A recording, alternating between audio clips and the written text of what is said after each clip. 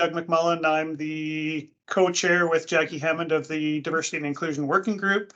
I'm happy to have most of our, or many of our existing working group members here, as well as other staff from the two ministries of advanced education and skilled trades and professions. I'll just start with just with some background information before I introduce the speakers. First of all, I'd like to begin by acknowledging the Indigenous peoples of all the lands that we are on today.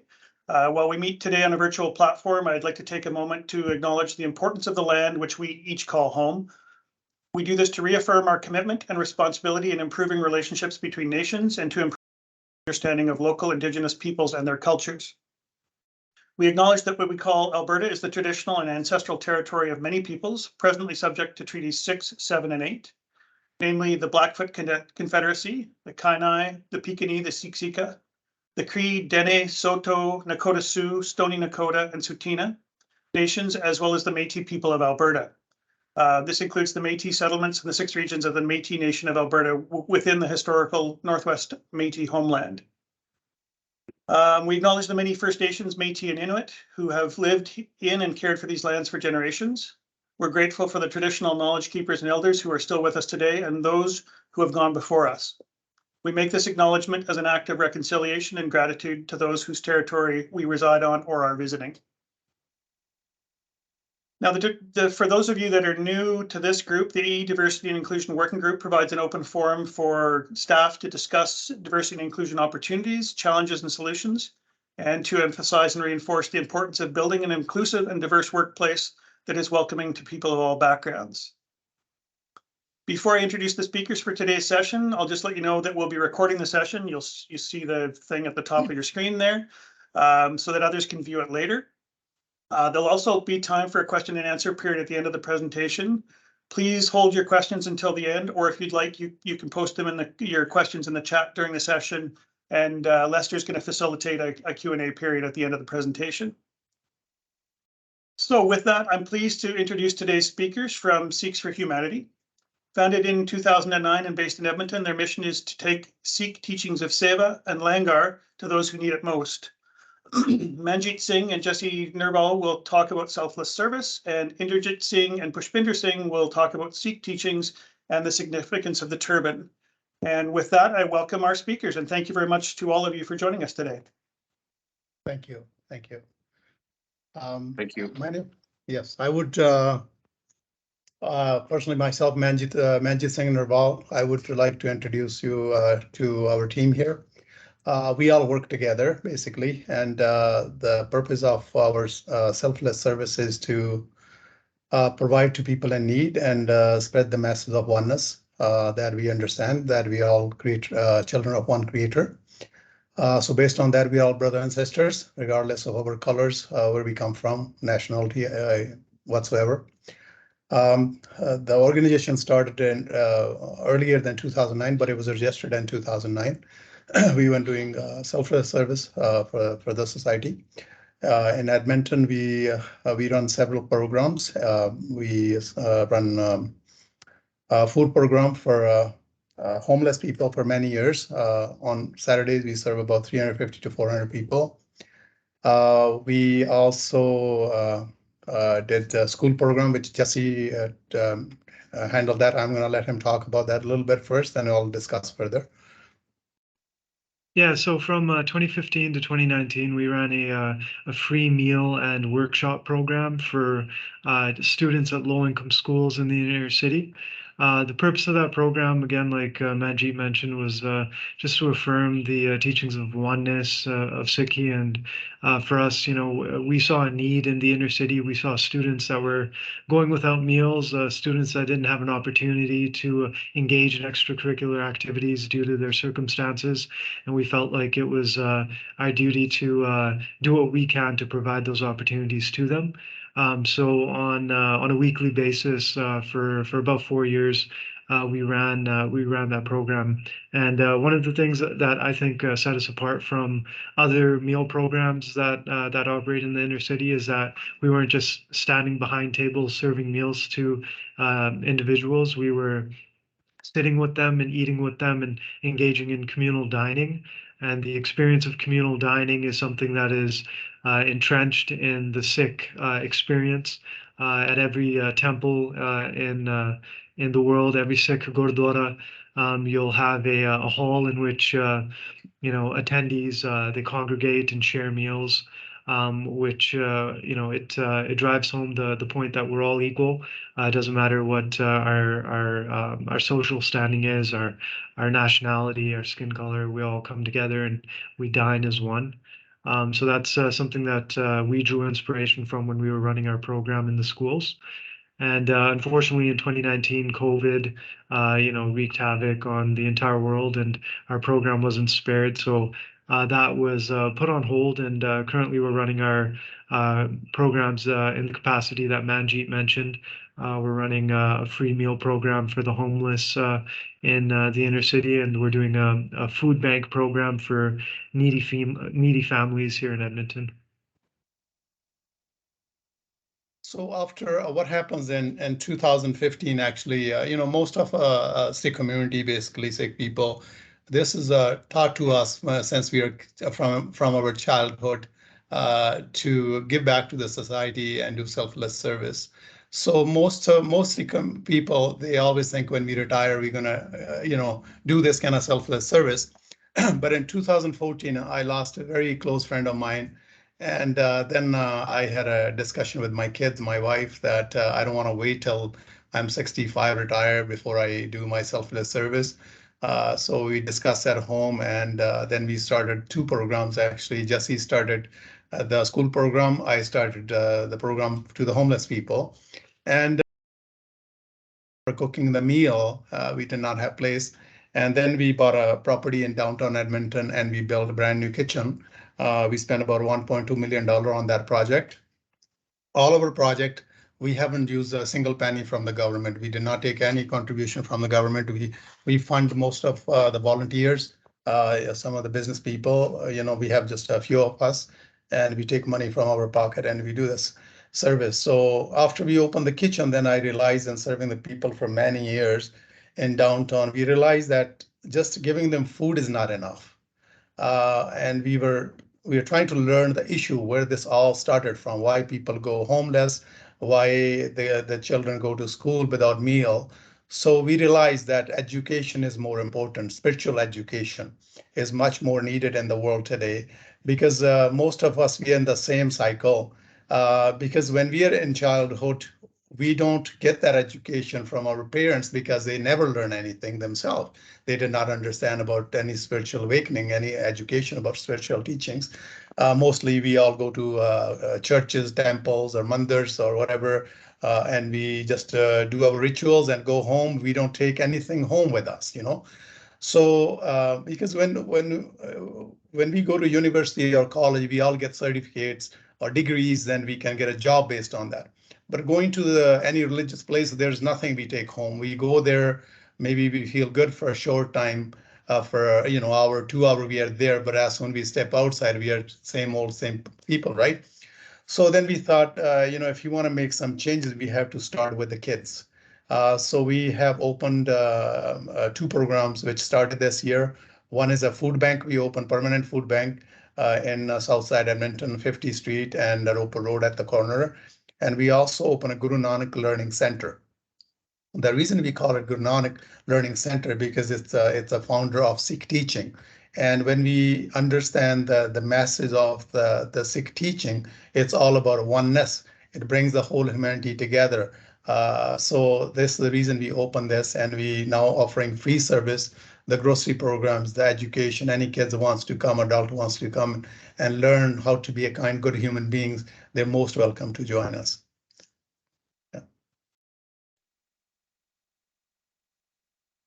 So we can have Pushpinder talk about something about selfless service or teaching oneness masses. Yeah, thank you very much for the invitation. I congratulate you for organizing such a great event,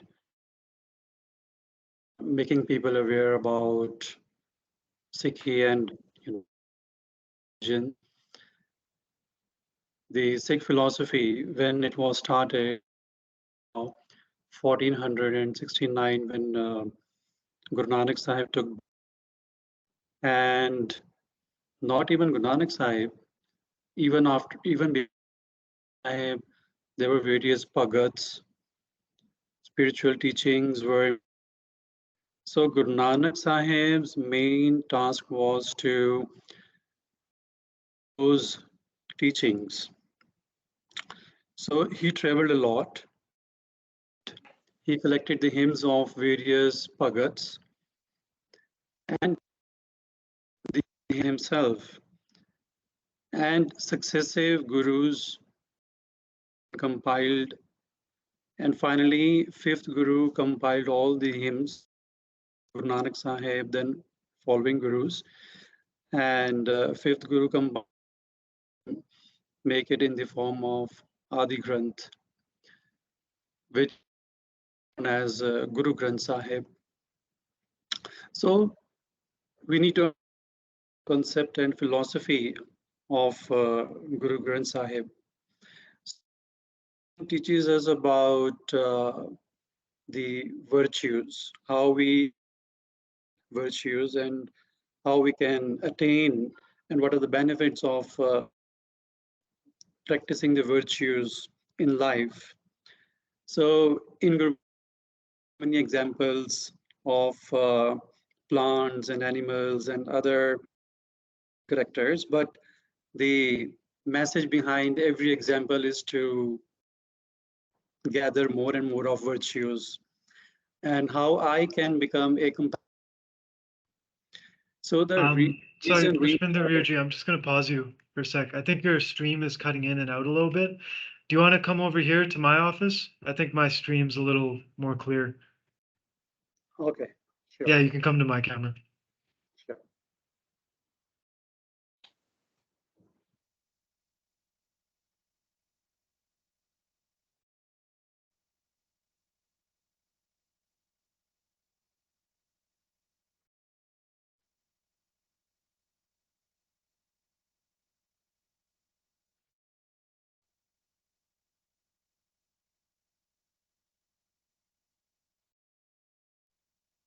Maybe you want to start from the beginning because I think I probably lost that.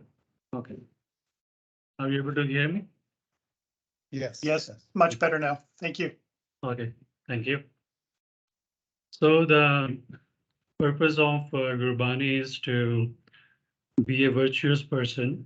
And the philosophy is not only to read and, to keep on reading and reading only. The purpose of Gurbani and the teaching and the philosophy behind the Gurbani is to be a wise person on this earth and, gather values, be compassionate. And that is the reason we have opened a Guru Nanak Learning Center, wherein we call children and we try to impart value education. They are also getting the education in the schools, but as opposed to formal education, we somewhere lack in the value education. So how a person or how a child can become a compassionate person, that is the biggest challenge on this earth. Because if we are able to make a compassionate children, then definitely our children and our society will become more compassionate.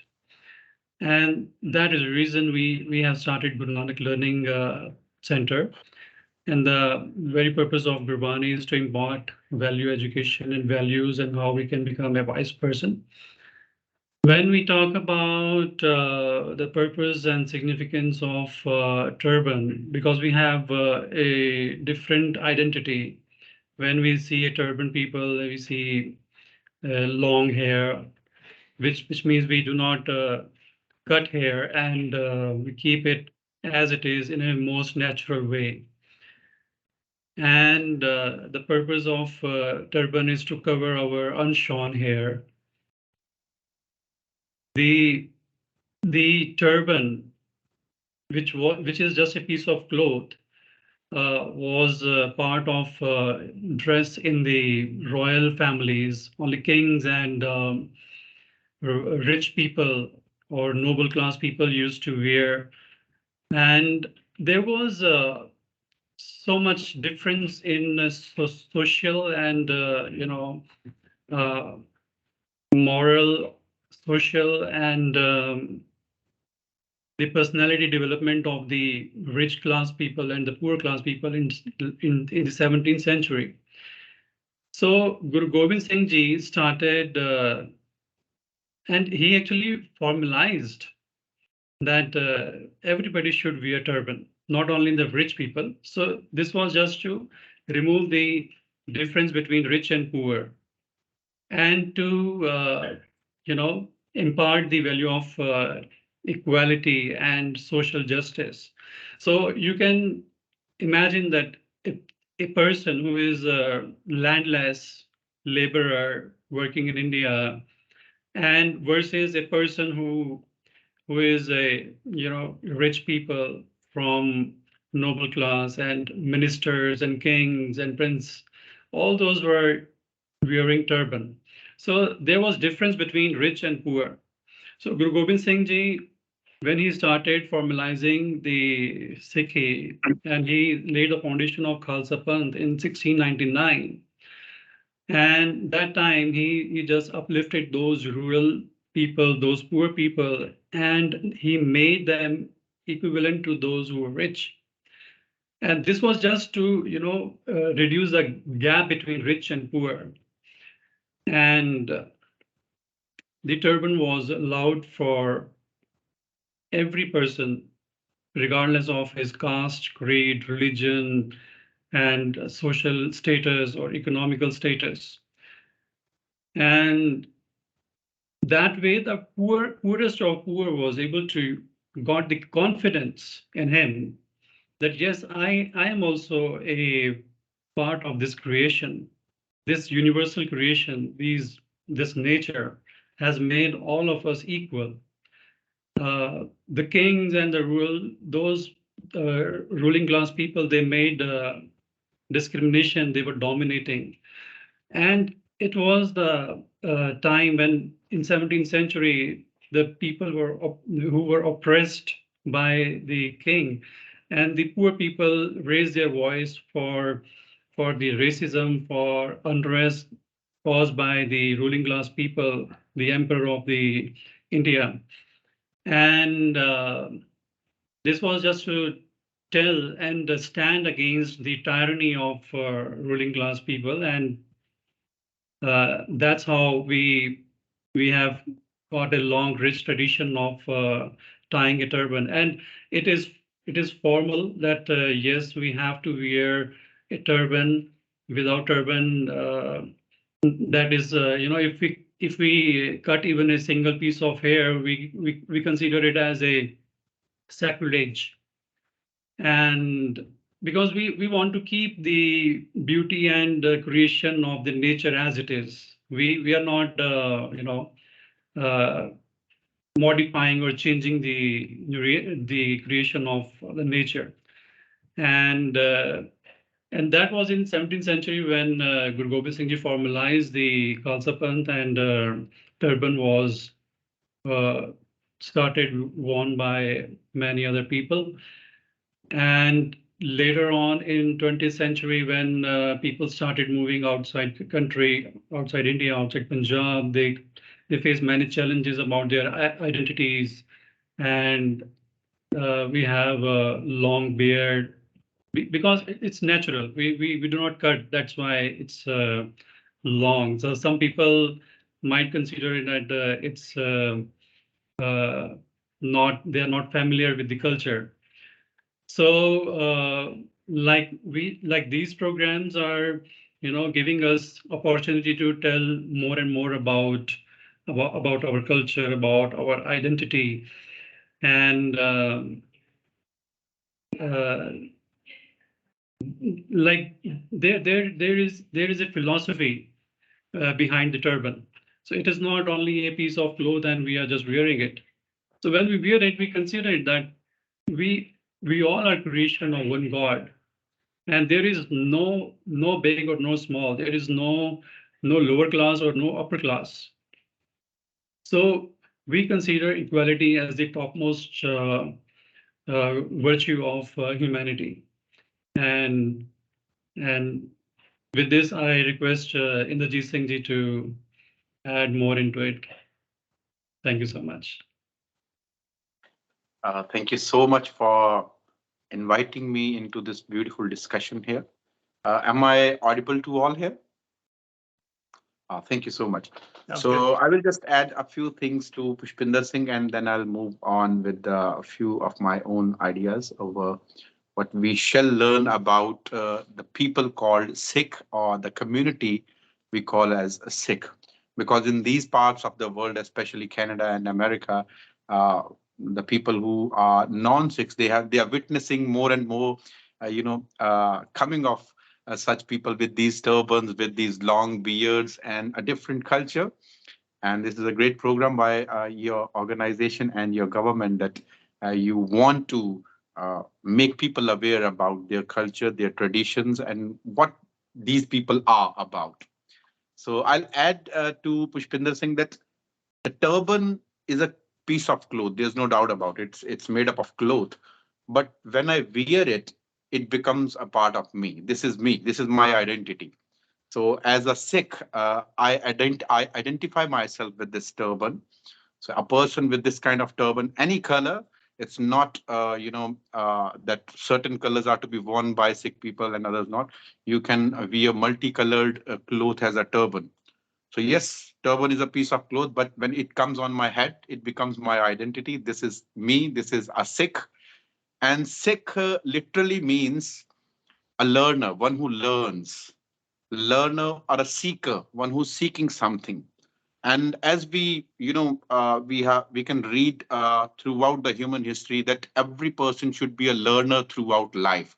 Any person who says that I know everything, as Socrates says, he's the biggest fool who gets this confidence that I know everything. So Sikh is literally, Sikh means a learner. So we had 10 gurus in physical form, 10 spiritual gurus from the period of 1469, about 249 years. They dispersed their words and they gave us those words and teachings in writing. That means we must learn from those words, from those teachings. And those teachings, as you must have heard the words by my previous speakers here, I was hearing to them that Guru Granth Sahib or Gurbani, I must clear the words. What are these words? So Gurbani means the words of the Guru, the words containing the wisdom. Guru Granth Sahib is the collection of 35 spiritual scholars, and we today we have the 11th guru, which is in the form of a book you see in a gurdwara on the or the religious places of Sikhs. There's a book, we called it Shri Guru Granth Sahib Maharaj. We respect it as our guru because it contains the teachings of the guru. There's no story about anything, there's nothing about other religions. It's sheer knowledge that should be implemented in our lives, that should be internalized to make ourselves better. That's the thing. We all are born humans and we have our, weaknesses, we have our strengths.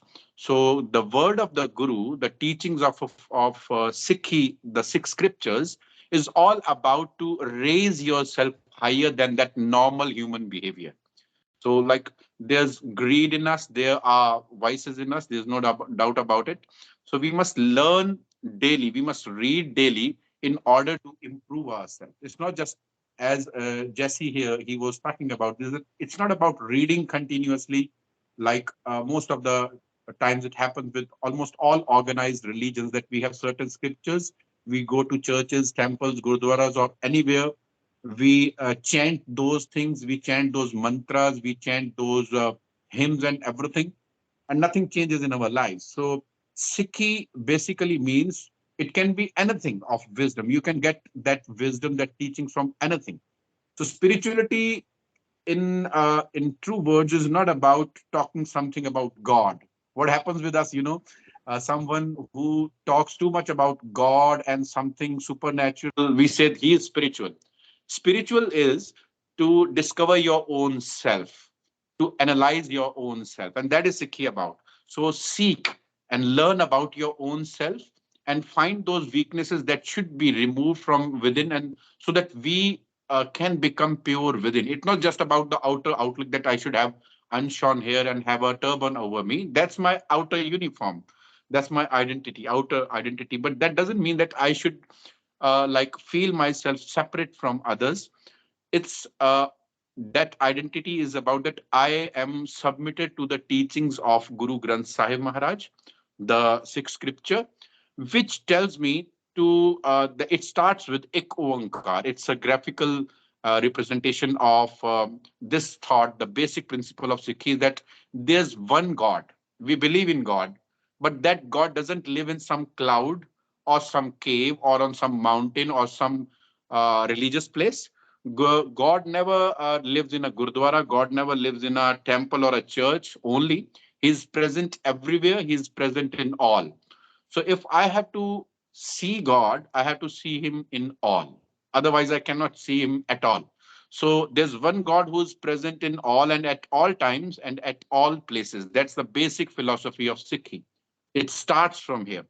So when I'm wearing this turban, when I have this identity as a Sikh, so whenever I'm moving throughout the world or I see myself in the mirror, it reminds me that I am the firm believer of Eko Ankar. I cannot discriminate in the name of color, religion, whatever color it be, black or white or red or pink or anything, or religion or language. All languages are, they are mean of communication. It's not that Punjabi is some godly language and English is not, or satanic language.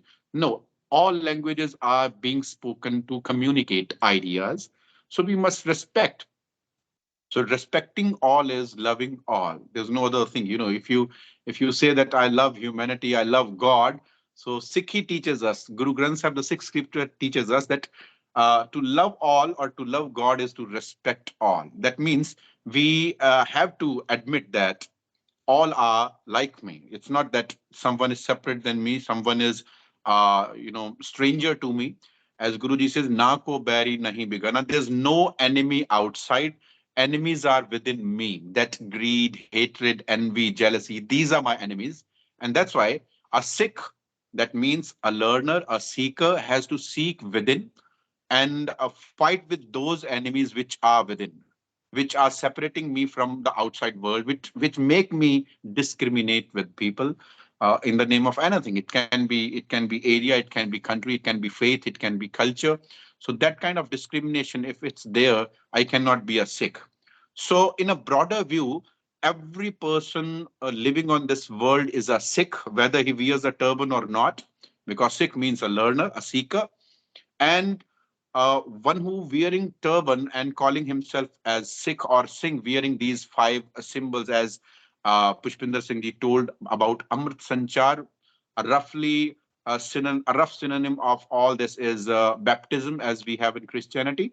So actually, it's not baptism here; it's taking Amrit. Amrit is something which, when taken, we do not die.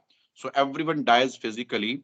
Amrit means that wisdom which, when taken, internalized, and implemented in our lives, we do not die in greed and hatred and envy and jealousy, because we are dying continuously in it. So that's the basic philosophy of Sikhism, that we must believe in one God who is present in all. Whether they believe in God or not, that's not my concern. Whether someone believes in a God sitting on the clouds, it's his opinion, it's his faith, his belief. So I must respect everyone, because I see, and if someone does not believe in any God, I must not fight with him, because in him itself, if there's life, there's God for us. We can call it God, we can call it Allah, we can call it Ram, Khuda, whatever we can call it, soul or spirit, or as in science we call it energy, neither created nor destroyed. The same thing is, it comes in Guru Granth Sahib Maharaj in the basic teaching, which is called the Mool Mantra, that it's Ajuni, it cannot be created. It Akal Murit cannot be destroyed. So in an essence, that it's everything which is around us is created and is being inhabited by the same God, and we must respect all. And that's why this turban and all this outer outlook is just to remind me that I am a Sikh, I'm a seeker, that have to go inside within me to fight with all those enemies, all those vices which are within me, so that I can remove them, and I can be one with all the humanity outside. And that's the message of Gurbani, the Sikh scripture, the words of the gurus. And it's not about worshipping the gurus, that there was one guru who happened in like 500 years ago and I have to worship Guru Nanak or I have to worship Guru Granth Sahib Maharaj. And here's a very important thing which I must add here, that Gurdwara, which you all in these countries, when I see here, we write the Sikh temple. So it's not a place of worship for us. That's a very important thing. Gurdwaras in Sikhi, in Sikh community, Gurdwara is not a place of worship, because where there is a place of worship, we worship a god. We can have a stone scripture, or stone idol, or some kind of picture, or some kind of thing which denotes it God. So as we believe Ek Onkar, that God is in all, everywhere, at all times, that means we worship him at all times. We have to worship. That doesn't mean that every person who meets me when I go out of my door and I have to like bend before him and, start worshiping with some kind of things. So our worship is because God is in all. So Gurdwara is not a place of worship. Gurdwara, the Sikh temple, is a place of learning. That's why there's Guru Granth Sahib Maharaj. It contains the wisdom of the Gurus, or 35 scholars, and we learn from it how to worship God. And worship happens when we get out of that religious place. How I talk with people, how I behave with them, how I treat them. That's worshiping. And there was this question. I will end up with that, because when I landed here in Houston, in Texas, USA, so this immigration officer, he didn't know about Sikh people, and he asked me, okay, few questions. And I remember one important question. He said, do you believe in hell or not? I said, yes, we do believe in hell and heaven, but we do not believe any hell or heaven as a physical place which will happen after that, because no one came back to tell us. Yes, we do believe in hell and heaven. That hell we create and heaven we create in our lives. We create hell with what we are doing in the society, in this beautiful world. If we do good things, if we treat people, respectfully, then we are creating a heaven. And when we do not do that, we are creating a hell of our own. There's a hell within us. And when we are living in hell within, we do create a hell outside too. And if we are living in heaven within, we create a heaven outside. And that's the message of our Guru. If we believe in Ik, the one who lives in all, we will definitely create a heaven. And I would like to stop here, because there are many other speakers here. So thank you so much for giving me this time to share a few things about Sikhi here. Thank you. Darshanji.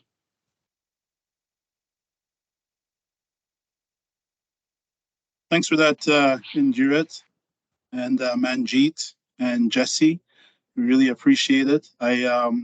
I think I heard from all you guys, but if you guys want to continue to present, you can go ahead and do that. If not, I'll open it up to the group for some questions. How much time do we have left? We have about 24 minutes left. 24 minutes. Indrajit Baji, do you think you can give a quick 10-minute synopsis on the Mool Mantar? Yeah, definitely. Okay. So, as Jesse gave you a word called Mool Mantra. So, when you go towards East and find these faiths or religion, we call them as Hindu or the Buddhist and others, there are certain set of words which are called the mantras. We chant mantras, and we also believe that something miraculous can happen with mantras. So mantra actually is a message. Like if someone is learning to drive a car, and then he or she believes that the instructor believes that the person is going to sit in a test or a drive test, as in Canada it happens over there. So in the last moment, the instructor says, I will give you a mantra because I know this examiner. He will take you to this side. I will give you a mantra that just, do this.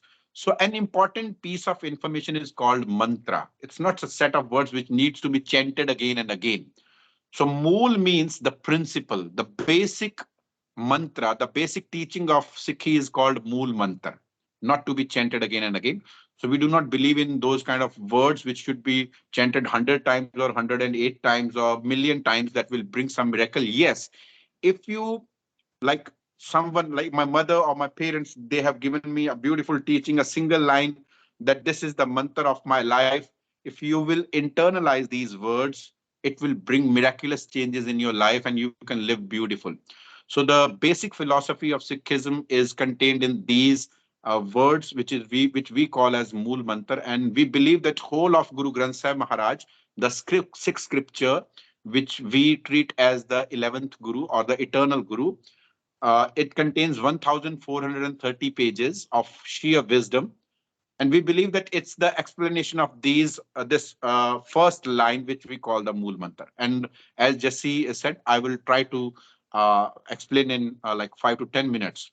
So the very first term is Ikonkar. As I said earlier, Ikonkar means there is one God who's present in all, at all times, at all places. So I need not go to certain place to worship God. I need not like find someone sitting on the mountain somewhere that he will tell me where God lives. So God lives within me. God lives in all. I should respect myself. I should respect all. So Ekonkar, the next term is Satnam. Satnam literally means that if we want to worship or if we want to see God in all, the very first thing is we must believe that it exists. Okay, so something is, if it's not there, there's no need to talk about it. So if there is something, then only we can. So Satnam, Sat means permanent, something which is permanent. So the first virtue or the first thing which we must know about that God or Lord or Allah or Khuda or Waheguru, whatever you call, that it exists permanently. We all die. This whole world, like it changes. The physical bodies they die, but there is something which remains forever, which comes within us, and we move and we talk, we walk. Once it is not within us, we are just a body, and we can't even stand on those legs which we were running throughout our life, and we cannot use those eyes. In fact, when it does not remains with us, so we at that point we call that this person has died. So Satnam, that energy, that soul, or that God, whatever you call it, it exists permanently. It never dies, it never bonds. So Satnam Karta Purkh, he is the creator. He has given us the power to create. So whatever we do, we possess that energy within us because of that Lord or God who is present in us. And everything we are doing or creating is again a power of God. So God is present in all. Everyone has that power of creation. Everyone has that power of doing something. And that's because of the virtue of that God who lives within us. Satnam Kartapurk Nirpau. So you cannot intimidate that God, that I will not worship you if you don't give me this. So that's not the case. So Nirpau, he is fearless. Okay, doesn't have any kind of fear that I will lose some kind of my devotees if I won't like fulfill their wishes. So we cannot intimidate him. We cannot like scare him. So fearless lives within us. So if I concentrate, if I focus on that divine who lives within me, I should become fearless. That's everything is created by him. Every person around me, I should not be afraid of some. See, I was reading it earlier that all our hatred, it germinates from fear. We fear that someone is going to excel or someone is going to overpower me, and then we start hating it. So hatred and all those things, they generate from this fear. So when we focus that there's a divine power within all of us who's fearless, so I should exercise that virtue. Nirpower, nirvair. And the basic thing is that because he's not afraid, that doesn't mean that he can kill everyone and he can, take revenge if you won't chant his name or worship him. Nirvair. Whether you believe in him or not, that God, that divine within us, does not have any kind of enmity. There's no enemy to it. He loves all. If God loves all, I need to love all. He lives within me. So that's the thing. The Nirpau, he is fearless. He doesn't have any enemy. No one is enemy for him as he lives in all. Nirpao, Nirvair, Akal Murat. Akal Murat means he's beyond time. We all are born at a certain, so if we get birth, there, it's a truth that if we are born, then we have to die. So we are bound in time. We grow, our bodies grow, and then they change, and then we ultimately go out of this world. We do not remain here forever. So Akal Murt, but that power who resides within us, who resides in all, whole throughout the creation, which we call life, the source of life, which we call soul or energy or God or Allah, he is Akal Murat. So if I'm using he, that doesn't mean that we cannot refer it she. So it, beyond gender, there's no gender of God. So if anyone here who's like has those feminist feeling, I apologize for using he, but because of like a figure of speech, I can use he here. So you can call him he or she or it, whatever. That source of life within us is beyond time, so it never gets old. That there was this God thousand of years ago, and now he has grown old or something. So Akal Murut never grows old or never changes, remains the same throughout and never dies. Akal Murut Ajuni never comes into birth. So this is the thing which we must learn being a Sikh, being a seeker, that God never comes into birth. That means if I start claiming that I am God, so there is a difference. When I say that God lives in all, God lives within me too. But that doesn't mean that I should claim that I am God. I have all the powers and I have come here to rule over you. So that's another thing. That's total opposite thing. God lives within me. God lives within you, in every person, every living thing around me equally. Akal Murat. He is equally present in all. So he doesn't come into a body as such. This is God only. So he lives within all. The bodies, they come and go, but he lives throughout time. Akal Murt Ajuni Sabhang. He is self-created. No one has created. Everything is being created. So everything which comes into creation, the physical thing, has to somehow like disappear from this world at certain from whole of this universe, in fact. So it has an age, it has a time to go also. But that energy, that life source remains forever, is self-created, Gur Prasad. So the last term of Mool Mantra is that how, because for throughout human history we are trying to find a superpower somewhere to do certain kind of rituals and do certain kind of worship to please him, to get something out of that superpower. So Guruji, the Guru Nanak, who wrote this first Mool Mantra, he says it's not like that you have to find God somewhere and to get something to him or her there to please him, to get some wishes fulfilled. You have to merge in that God who's living within you and outside you. Live merged within it, all in one and one in all. So for that, Gur Prasad, you have to learn it from that wisdom, that divine wisdom which is being provided to you, or you can seek that wisdom within you, because it's always in there, the voice of your conscience. If you start following it, you will definitely merge into it. That's the voice of Lord. And you can find those words anywhere, written in any religious book, be it Bible or Quran or any other. So we say that that's the word of God. Where it came from? It came from within. It came from within. Whether it was Jesus or Muhammad Sahab or Guru Nanak, they sought it within. They went within, they got that wisdom, they got enlightened, and then they provided those words. And yes, we, the followers, we start thinking that they came from some outside world, from the skies, these words came. They came from the hearts of those enlightened people we call the Son of God, we call the messengers of God.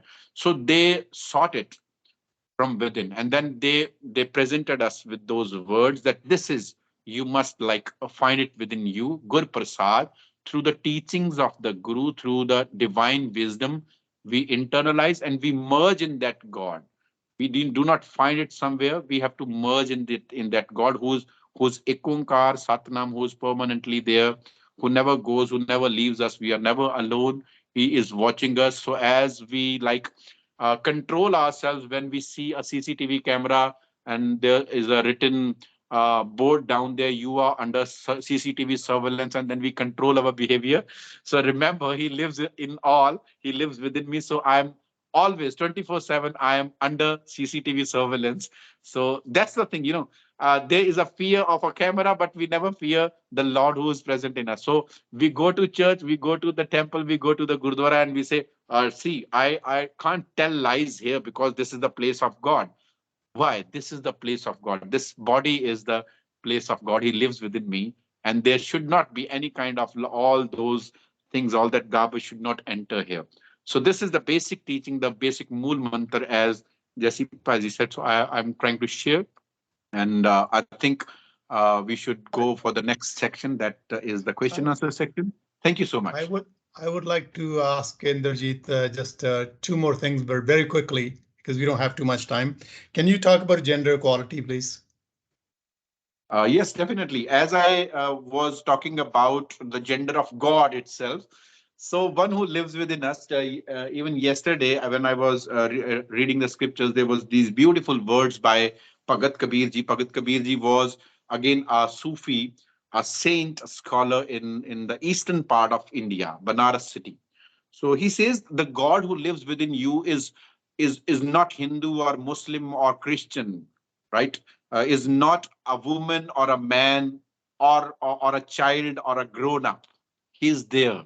It has no gender. So when the living source within all of us is same, so all the differences in bodies, the colors, the genders, the languages, these are superficial differences. They have their own, pros and cons for everyone. So they have their own strengths, they have their own weaknesses. So we must not discriminate. Again, as I started with my words here, that we must not discriminate in any kind of such making such parallels like this is a lady or this is a man or this is something else. We are living in this world where we are like finding some other genders too. So in Sikhi, we do not believe in any kind of discrimination based on your gender, on your color, on your skin, on your culture, on your faith, on your whether you believe in God or not. So being a Sikh, I believe that when I read and I submit myself to the Guru, to the wisdom, I must not discriminate. So this is a lady, she has her own strengths. This is a man, he has his own strength. Both contain that same God within them. He is operating within them, and I must respect all. As Guru Nanak says, "So kyo manda akhiye jit jammai rajan." One who has given birth to you, you cannot, condemn her. So any lady around there, any girl around there, she again has that potential to give birth, to give birth, and to create a new life in this world, and that's no one else can snatch that thing from her. So yes, gender discrimination is totally prohibited in Sikhi. Thank you. Thanks again, and Jurit, and the rest of your group. That was an amazing presentation. I learned so much in such a short time. I really appreciate it. So we have about 9 minutes left. So I'm just going to open it up to the group for any questions you may have. You could leave it in the chat, or you can just raise your hand and ask. I see Hunter's hand is up. Hunter, go ahead. Yeah, so no, that was excellent presentation, and I just wanted to say, like, I've learned a lot just by interacting and asking questions. Like, in regards to the significance of the turban, I've asked different Sikhs about the bangle and the dagger as well, because there's other significance there as well, right? But maybe that's something for another time. But I just wanted to share, like, I grew up in Halifax, basically on Park Hill Road, and that's where the Maritime Sikh Society temple is. And they expanded. They used to have 300 people that they would hold there. It was opened in 1978, but it expanded to hold about 800 or 900. And they had like an opening this summer, and my dad was there, and he said that there was thousands of people from all over Canada came for this grand opening of the temple, and they had food for everybody, the whole community. So it was kind of like, I've spoke to other Sikhs that said like that's part of our culture is you don't have to be Sikh, you can come and break bread with us, and that's more really what the culture's all about. But I know my dad, like, I was raised Catholic, and a lot of people on the street were just blown away by how welcoming they were with this opening of the temple, you know. So it's really, you know, it really resounded a lot in the community, and like I say, people came all across the country for this, you know. So anyway, I just wanted to share that. Thank you so much. That's great insight, Hunter. I see Doug's hands up. Doug, go ahead. Thanks, Lester. Question about the turban, I guess, about two questions. One is, at what age do men start wearing a turban? Like when do boys start to wear them? And then are there any symbols similar to a turban that a woman would wear? Shall I answer it? Yes, yes, please. Yes. So there's no like particular age to be started to wear a turban. It's you know, as I told you earlier, it's a piece of cloth. When it comes on my head, it becomes my identity. So whenever we are like able to you know wear it, we are ready. Like when we are too small, we can have a smaller piece of cloth which we wear, as you must have seen, as Hunter here told about you, the Sikh temple. If you go there, there are little babies, they have like smaller version of turban. And about ladies, so it's not you know, obligatory that ladies also have to wear a turban. They, in cultural sense, they used to have a cloth which is called dupatta, which covers their head. So again, I will add to this. This is not just a religious symbol for Sikhs. Yes, it has become a integral part of that religion or that faith, but it's also the social, cultural part of whole of North India. We have been wearing turbans and covering our heads over there. So in Sikhi, the Sikh community has adopted it as their faith of article of faith here. So there's no particular age when you have to start it. And even and you like I can't remember when I started it, you know. So yes, we can wear a smaller one. We can just even have a simple cloth covering our head.